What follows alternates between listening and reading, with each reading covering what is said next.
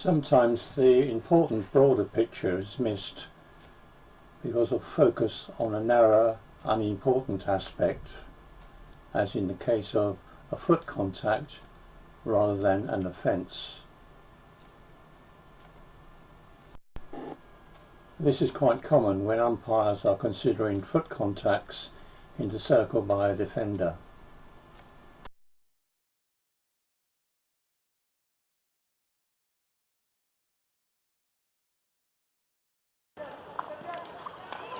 At the edge of the circle, penalty corner. They're going to refer this. Yeah, I've said for football. Yeah, it's not ball. Okay, that's fine. Dan, there's no advice possible. I can't see whether it's hit the stick or the foot. So stay with the penalty corner and they retain their referral. And it comes. And the penalty stroke as it hits Rashid on the body.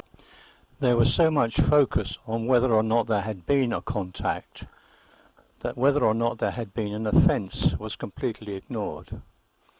The criteria for offence is intent or advantage gained. There was clearly no intent by the Pakistani player here, but did they gain an advantage if there was a contact? It would appear not. The Belgian player coming in behind would only have caught that ball if it had been slowed by a contact.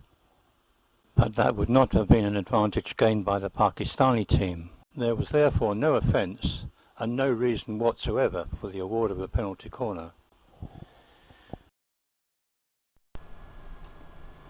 In these incidents, the umpire seems to display willful blindness as far as obstruction goes, and a perhaps understandable ignorance of the rule when it comes to forcing of ball-body contact.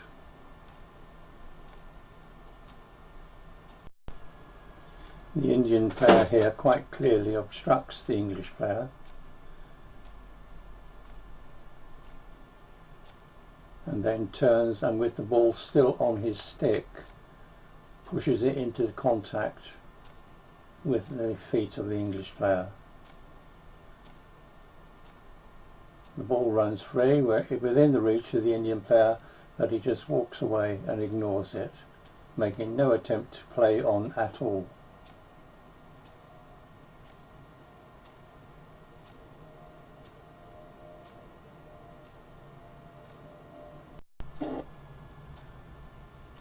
There was certainly a ball-foot contact, but was the Indian player disadvantaged in any way? It appears not. It will probably be a surprise to most people to hear of a foreseen offence, but if we look back to the rule of 2011, when the standalone offence of forcing was deleted, what the FIH wrote in the preface of the book under rules changes as follows. The changes in this edition of the rules essentially seek to simplify the game without altering the fundamental characteristics. The rule which used to say that players must not force an opponent into offending unintentionally is deleted because any action of this sort can be dealt with under other rules.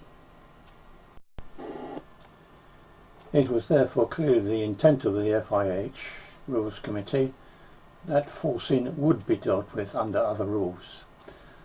When the ball is raised into an opponent from close range, the other rule is very, very clear. That's a contravention of the rule 9.9, lifting the ball into a close opponent. But what is the rule that is breached when the ball is played along the ground into an opponent's feet? There doesn't appear to be one. So despite their declared intention not to make a fundamental change, the FIH Rules Committee did make a fundamental change to the way in which the game was played. Unfortunately, the only time any reference to this other rules has appeared in the rule book was in January 2011. It did not appear again in the 2015 edition and hasn't been in a rule book since. Umpires are unaware of it.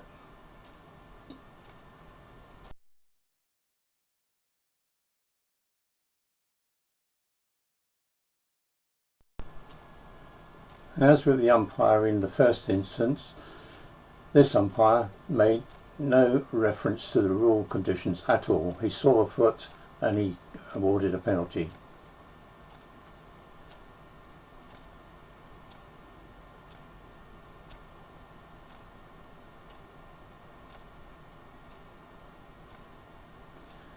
There was no disadvantage to the Indian team because of the contact. The Indian player could perfectly well have played on, picked that ball up and played on with it after it rebounded off the English player.